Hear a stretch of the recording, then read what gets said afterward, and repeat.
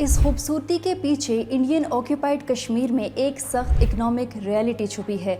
हज़ारों तालीम याफ्ता नौजवान अपनी एजुकेशन के बावजूद एक अच्छी नौकरी तलाश करने के लिए स्ट्रगल कर रहे हैं और ये क्राइसिस ना सिर्फ कश्मीर का फ्यूचर ख़तरे में डाल रहा है बल्कि सरकारी पॉलिसीज़ पर भी सवाल उठा रहा है। सोचो, सालों तक तालीम हासिल करना और डिग्रीज लेकर भी जॉब के लिए दर बदर फिरना, ये सिर्फ दो लोगों का मसला नहीं बल्कि इंडियन ऑक्यूपाइड कश्मीर के हज़ारों नौजवानों की कहानी है। 2019 में जब इंडियन गवर्नमेंट ने आर्टिकल 370 ख़त्म किया तो उन्होंने वादा किया कि ये स्टेप इंडियन ऑक्यूपाइड कश्मीर में तरक्की, इन्वेस्टमेंट और जॉब क्रिएशन लाएगा।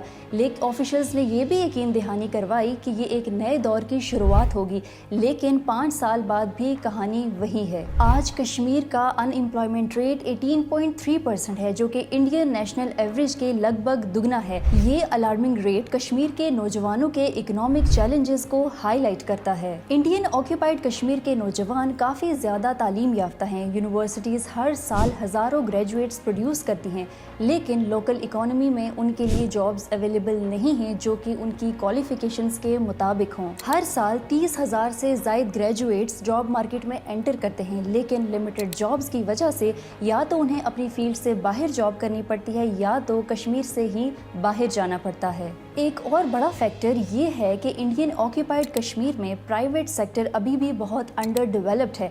प्राइवेट सेक्टर जो कि बाकी स्टेट्स में एम्प्लॉयमेंट का मेन सोर्स होता है, वो यहाँ ग्रोथ कर ही नहीं सकता। 2023 की रिपोर्ट के मुताबिक इंडियन ऑक्यूपाइड कश्मीर का प्राइवेट सेक्टर सिर्फ 10% एम्प्लॉयमेंट प्रोवाइड करता है, जो कि बाकी स्टेट्स में 50% से भी ज़्यादा है।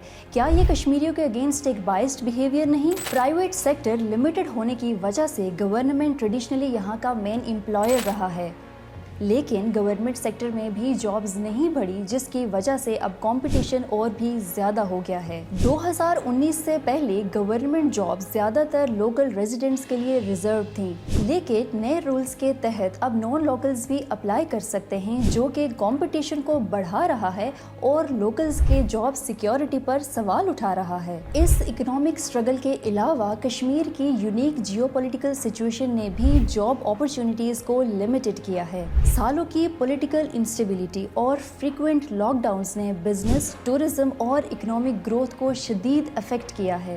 एक रीसेंट रिपोर्ट के मुताबिक इंडियन ऑक्यूपाइड कश्मीर की इकोनॉमी पिछले 10 सालों में $5.3 बिलियन का लॉस देख चुकी है। ये डिसरप्शंस सिर्फ बिजनेसेस को नहीं बल्कि पोटेंशियल इन्वेस्टर्स को भी दूर रखती हैं। आखिरी कुछ सालों में इंडस्ट्रीज डेवलप करने के बहुत वादे किए गए। 2021 की इंडस्ट्रियल पॉलिसी भी इसी सिलसिले में आई थी, जिसके रिजल्ट्स बहुत लिमिटेड हैं। जबकि गवर्नमेंट ने $10 बिलियन का इन्वेस्टमेंट प्रॉमिस किया था, लेकिन सिर्फ अभी तक $300 मिलियन का ही इन्वेस्टमेंट आया है।